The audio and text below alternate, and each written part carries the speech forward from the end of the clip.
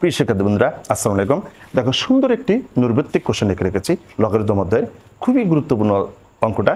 নৈর্ব্যক্তিকটা বলতেছে যে log 5 base is equal log 5 base এটার মান এত, এর মান কত। ওকে, এখন কি করা যাবে?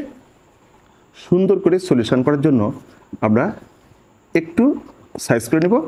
এই যে এখানে যে আছে রুটের ভিতরে যদি এটা থাকে তখন আমরা কি করব জানো বন্ধুরা, যে এই 5টা লিখবা, লেখার পর আমরা এই রুটের ভিতরে যত অনের নিচে তত, ঠিক আছে? মানে পাওয়ারটা এরকম হবে, 5-এর পাওয়ার হবে 1/3, আর এটা যদি শুধু রুট থাকে তখন ওইটার পাওয়ার হবে হাফ।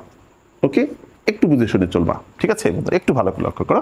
নেক্সট লাইনে আমরা কি করব দেখো, যে এই যে 5টা কমন নেব, এখানে 5 আছে, এখানে 5 আছে, ভেজ আকারে আছে। যখন 5টা কম নেব তখন আমাদের এই পাওয়ারগুলো সব যোগ হয়ে যাবে।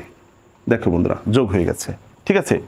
এইবার একটু ভালো করে লক্ষ্য করো যে এখন আমরা যদি পাওয়ারগুলোর যদি যোগ বিয়োগ করতে চাই, এখানে যোগ চিহ্ন আছে মাঝখানে, যোগই করতে হবে নাকি বন্ধুরা?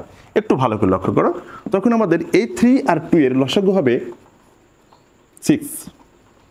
এবার এই 6কে যদি 3 দ্বারা ভাগ করি তখন হবে 2 দিয়ে যদি 1কে গুণন করি 2 পাবো। এবার এই 2 দিয়ে যদি এই 6কে ভাগ করি পাবো 3, এই 3 দিয়ে যদি 1কে গুণন করি 3 পাবো, ঠিক আছে বন্ধুরা? এবার নেক্সট লাইনে দেখো যে এরকমটা আসবে, যে এরকম পাওয়ারটা হবে তখন 5/6।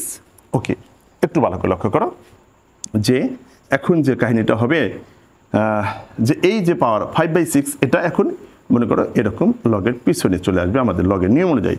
তখন থেকে যাবে যে এরকম 5 বেজ 5। ওকে, এবার কি হলো যে এই 5/6 আর এই ভেজ আর এই মানটা যদি মিলে যায় তখন লগ ওটার মান হবে 1। তখন আমরা 1 আর এই 5/6 যদি গুণন করি 5/6ই পাবো। This is the correct answer. দেখো বন্ধুরা, অনেক সুন্দর নৈর্ব্যক্তিক, খালি একটু চোখ বুলিয়ে দেওয়া, শুধু একটি চোখ বুলাবা, দেখবা অঙ্কগুলা ওয়াও হয়ে গেছে।